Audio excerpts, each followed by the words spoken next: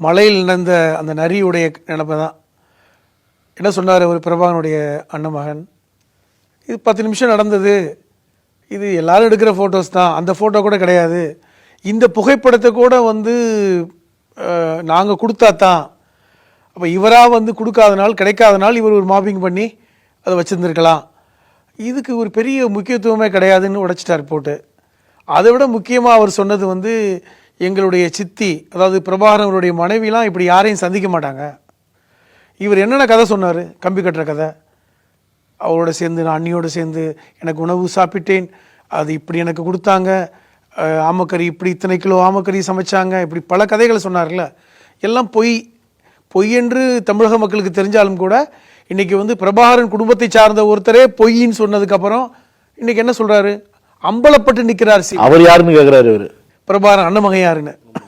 அதான் சொல்கிறேனே, எந்த என்ன ரோஸ் லட்சியத்துக்காக சேர்ந்த உறவுகள் இதெல்லாம், லட்சியத்துக்காக என்ன சேர்ந்தாரு.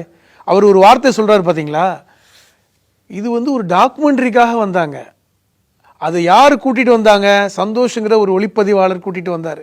அவர் இன்னைக்கு வெளிநாட்டில் இருக்கார், கனடாவில் இருக்கார்.